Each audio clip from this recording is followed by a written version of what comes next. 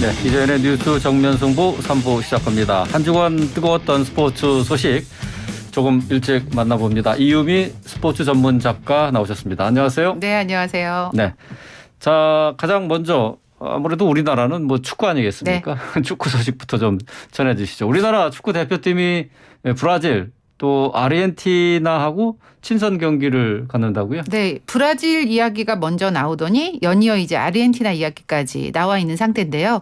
6월에 A매치 기간이 정해졌고 올해가 또 2002 한일 월드컵 20주년이 되잖아요. 네. 그래서 대한축구협회가 좀 평가전에 좀 더 힘을 주면서 특별한 초여름 축제를 기획하고 있습니다. 피파가 이제 카타르 월드컵을 앞두고 6월과 9월에 A매치 주간을 지정해서 발표를 했거든요. 그렇게 보니까 6월에 4경기를 할 수 있는 일정이 나와요. 네. 그래서 날짜가 6월 2일, 6일, 10일, 14일. 왜냐하면 피파는 3일 정도의 간격을 두고 경기를 하는 걸 권하기 때문에 네. 이렇게 유력하고 스파링 파트너들 중에 세계 최강 브라질의 방안은 사실상 확정이 된 상태고요. 예. 연이어 이제 아르헨티나도 거론이 되고 있습니다. 그러니까 국내에서 네이마르 대 손흥민, 메시 대 손흥민 이런 대결을 볼 수가 있는 겁니다. 예. 칠레와 파라과이 등 남미 국가를 중심으로 나머지 스케줄도 지금 동시에 추진 중이라는 소식이 전해지고 있는데 이제 우리가 우루과이와 같은 조에 속해 있기 때문에 남미 국가들을 초청하는 것도 있겠지만 유럽 주요 국가들이 6월에 유럽 축구 연맹에서 주최하는 국가 대항전들이 있거든요. 네이션스컵이라고. 그래서 한국 방문이 좀 어렵기 때문에 9월 평가전 때 아마 유럽 팀들과의 평가전을 추진할 것으로 보이고요. 아직 어디서 열릴지는 결정이 안 됐는데 우리나라에서 열리긴 하지만요. 워낙 쟁쟁한 국가들이 찾기 때문에 지자체들의 A매치 유치 경쟁도 뜨겁다는 소식이 전해지고 있습니다. 네, 그렇군요. 뭐 저 유럽 팀들, 유럽의 유명한 유럽 그 프로축구 팀들은 종종 보는데 네. 남미 축구 팀들은 좀 볼 기회가 그렇게 많지 않죠. 뭐 평가전 같은 경우를 하면은 모를까. 특히 우리나라에서 이 경기를 보는 건 쉽지 않고 남미가 워낙 또 멀기 때문에 그런 부분도 없지 않아 있는데 이 남미 팀들하고 그 일본과 우리가 함께 이 평가전을 추진을 하기 때문에 아르헨티나, 브라질이 일본을 거쳐오거나 우리나라를 거쳐가는 이런 식의 패키지처럼 움직이기 때문에 이런 일들이 성사가 된 상태거든요. 그렇군요. 네. 예. 뭐 축구 팬들 좋은 경기 관전할 수 있는 기회가 될 것 같습니다. 네. 자, 근데 히딩크 감독도 온다고요? 네, 그렇습니다. 2002 한일 월드컵 20주년을 기념해서 6월 1일부터 6일까지를 풋볼 위크로 대한축구협회가 정해놓은 상태예요. 그래서 다채로운 이벤트를 진행하는데 특히 이제 거스 히딩크 감독을 특별 초청해서 그 2002년 월드컵 주역들과 의미 있는 만남도 주선을 하고요. 유소년 선수들을 대상으로 한 풋볼 클리닉, 토크 콘서트 그리고 지도자 강습회 등도 연다고 하니까 축구 팬들은 또 추억에 빠져보실 수도 있고 또 유망주들이나 어린 이제 축구 선수들이나 팬들은 또 월드컵의 분위기를 좀 더 느낄 수 있고 그런 자리가 아마 만들어질 것으로 보입니다. 히딩크 감독 우리 축구 팬들한테는 영원한 스타죠. 그렇죠. 네. 예. 자, 이번에는 프로야구 소식을 좀 살펴보도록 하죠. 자, 프로야구 요즘 보는 재미가 있다. 그런 얘기를 많이 하고 있어요. 네. 저 역시도 좀 사실 프로야구에 관심을 조금 안 가졌던 적도 있었는데 이번 시즌만은 좀 하나하나 챙겨볼 정도로 재밌게 야구를 즐기고 있는 상태인데 보통 이제 한 팀이 독주를 하면 그 리그가 재미가 없어야 되잖아요. 그렇죠. 그런데 이번 시즌은 시즌 초반 SSG가 너무나 강력한 기세로 연승을 이어가면서 그 자체가 이슈가 되고 있고 그 연승을 도대체 어떤 팀이 꺾을까 SSG를 누가 넘어설까 뭐 이렇게 되기 때문에 팬들의 시선을 오히려 끄는 분위기로 가고 있고요. 팬들이 다시 경기장으로 또는 TV 앞으로 가는 그런 상황인데 게다가 오늘부터 경기장 내 육성 응원이 허용이 됩니다. 네. 그리고 이제 그 다른 구장들은 취식도 가능했었는데 고척돔은 실내이기 때문에 취식이 안 됐었다가 25일 이후 재개가 되기 때문에 팬들의 야구장 직관이 아주 늘어날 것으로 보고 있습니다. 현재 순위는 SSG가 여전히 1위를 달리고 있고요. 두산이 주축 선수들이 많이 빠져서 좀 걱정을 했는데 2위입니다 지금. 그리고 LG와 키움이 공동 3위, 5위 롯데, 6위 기아, 7위 삼성, 8위 KT, 공동 9위에 NC와 하나가 자리를 하고 있는데요. 오늘부터는 주말 3연전 일정에 돌입을 합니다. 잠실 라이벌 한지붕 두 가족이라 불리는 LG와 두산이 만나서 관심을 모으고요. SSG는 한화, 키움은 기아를 상대를 합니다. NC 대 KT, 롯데 대 삼성의 경기도 주말 3연전으로 시작이 됩니다. 네. 근데 이 개막전부터 주목을 주목을 받았던 네. 기아 양현종 투수가 아직 첫 승을 못 거뒀어요. 네, 이게 뭐 팬들 사이에서는 화제라면 화제인데 사실 이번 시즌 앞두고 이제 프로야구 이슈들이 참 많기는 했는데 그중 하나가 김광현과 양현종이 메이저리그에서 돌아온다라는 소식이었거든요. 근데 김광현 선수는 소속팀 SSG도 뭐 잘 나가고 본인도 지금 어제 또 승리 투수가 되면서 시즌 3승을 했어요. 그래서 초반부터 좀 즐거운 시간을 보내고 있는데 기아의 양현종 선수는 개막 후 등판한 4경기 모두 퀄리티 스타트를 달성을 했습니다. 이 퀄리티 스타트라는 건 6이닝 이상 던지면서 3자책 이하로 막는 걸 말하는 네. 거거든요. 그러니까 네. 우리가 보통 선발 승리 투수 요건을 뭐 갖췄습니다 할 때 잘 던졌을 때 그걸 이렇게 표현을 하는데 4경기 이상 이 기록을 냈다는 건 본인이 나온 모든 경기에서 점수 석점 이상을 안 줬다는 얘기가 되는 거예요. 실제로 그러네. 양현종 선수의 평균 자책점이 1.44. 그러니까 2점을 안 줬다는 거거든요. 2점도. 잘 던졌는데 네. 승리를 챙기지 못했다. 기록만 보면 이미 첫 승을 넘고 두 번째 승리를 수확하고도 남을 그런 기록이에요. 그런데 아직 단 1승도 지금 성공을 하지 못하고 있거든요. 특히 KBO 리그 최연소 2000이닝 기록도 달성을 했는데 이날도 승리 투수가 되지 못했습니다. 어허.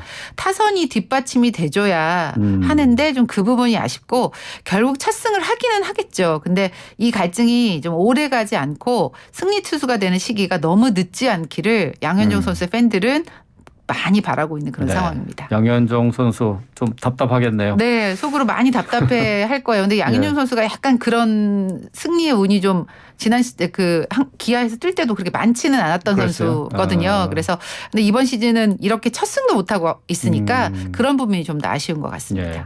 자, 해외 야구로 가보겠습니다. 유현진 선수 결국 부상자 명단에 올랐네요. 네, 왼쪽 팔뚝 통증을 호소했다라는 소식은 지난주에 전해드렸는데 결국 열흘짜리 부상자 명단에 올랐습니다. 네, MRI 검사 결과는 다행히 경미한 부상으로 확인이 됐는데 네. 그래도 이제 부상은 부상이기 때문에 두세 번 정도 선발 등판을 거르게 될 것으로 보이고요. 시즌 초반에 한국인 타자들의 활약은 좋습니다. 최지만 선수 이야기는 뭐 지난주에 전해드렸었고 또 네. 오늘 나온 소식에 의하면 MLB.com 파워랭킹에서 8위에 오를 정도로 인정받고 있는 상황이고요. 샌디에고 파드리스의 김하성 선수는 시즌 첫 홈런을 쳤습니다. 네. 시즌 10경기 만에 나온 홈런인데 아직 타율이 2할 때라는 게 조금 아쉽고요. 피츠버그 파이리츠에는 박효준이라는 선수가 있거든요. 네. 유격수로 활약하고 있는데 이 선수도 아직 붙박이 주전은 아니에요. 그래서 오늘 6경기 만에 출전 기회를 얻어서 시즌 첫 장타 그러니까 2루타를 때리면서 본인한테 주어진 기회를 잘 살렸거든요. 어쨌든 주전 경쟁을 좀 잘 이어가서 주전으로 빨리 붙박이로 좀 자리매김을 했으면 좋겠다는 생각이 듭니다. 예. 자, 해외에서 뛰는 우리 야구 선수들 활약상 종합해봤고요. 네. 계속해서 프로농구 좀 살펴보도록 하죠. 4강 플레이오프가 지금 네. 진행되고 있죠. 그렇습니다. 1차전은 서울 SK와 수원 KT가 승리를 거뒀습니다. 1위로 4강 플레이오프에 직행한 팀이 SK인데 6강 플레이오프를 치르고 올라온 고양 오리온에 101대 83으로 어렵지 않게 승리를 했고요.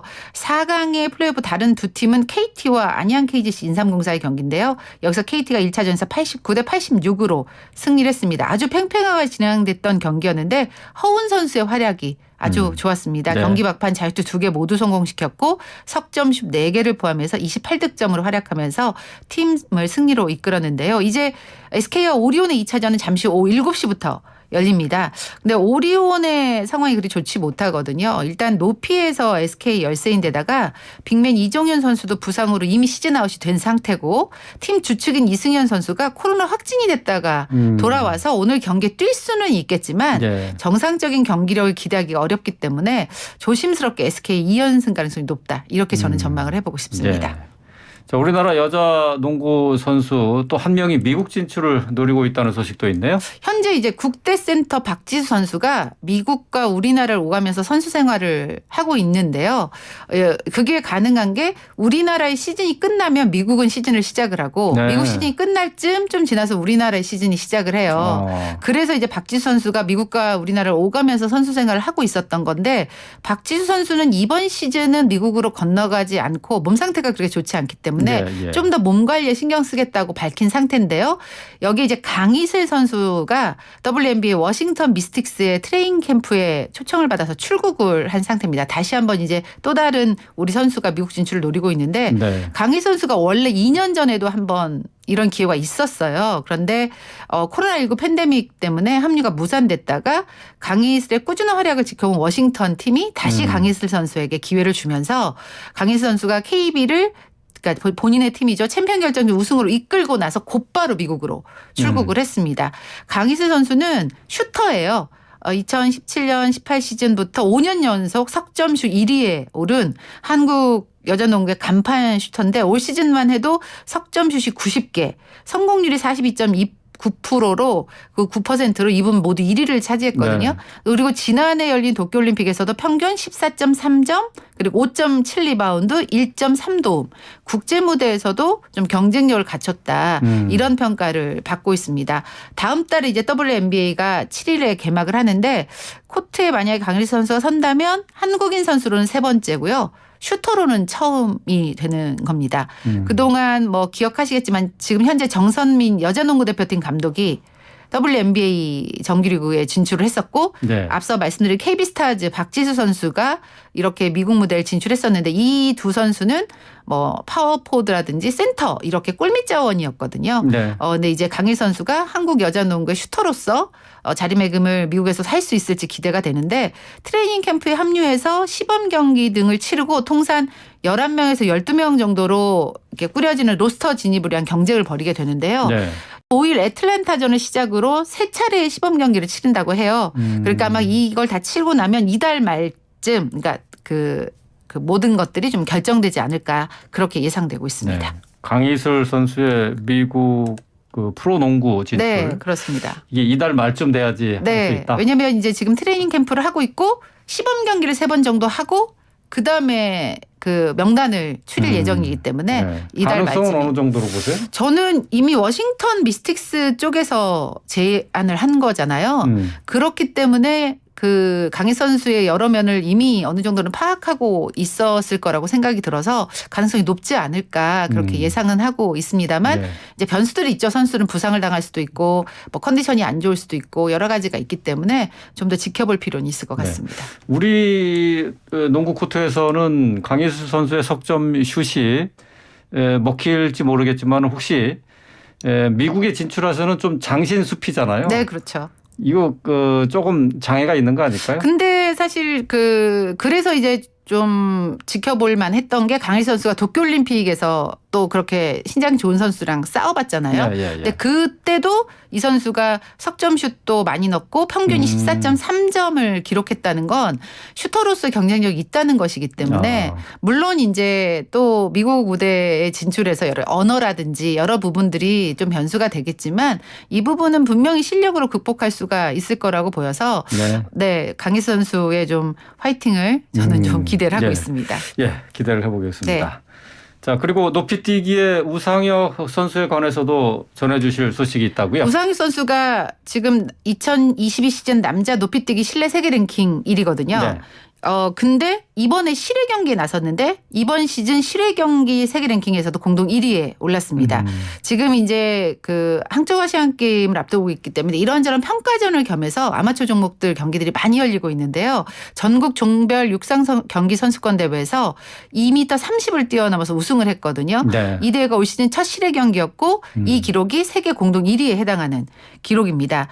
올해 실외 경기에서 2m 30을 뛴 선수는 4명이거든요. 올해 실외 경기가 많이 열리지 않아서 남자 높이뛰기에서 2m 31을 넘은 선수가 아직 나오지 않았습니다. 근데 도쿄올림픽에서 공동 1위에 올랐던 카타르의 바심 선수는 아직 올해 첫 경기도 치르지 않은 상태예요. 왜냐하면 올림픽이 열린 다음 해라 좀 최정상급 선수들이 시즌을 다소 천천히 시작을 하고 있기 때문에 이 기록은 깨질 수는 있지만 어쨌든 현재로서는 우상혁 선수가 올해 첫 7회 경기에서도 공동 1위를 기록하면서 아주 기분 좋은 시즌을 출발을 예. 했다는 소식이 있습니다. 예, 알겠습니다. 오늘 스포츠 소식 여기까지 듣도록 하겠습니다.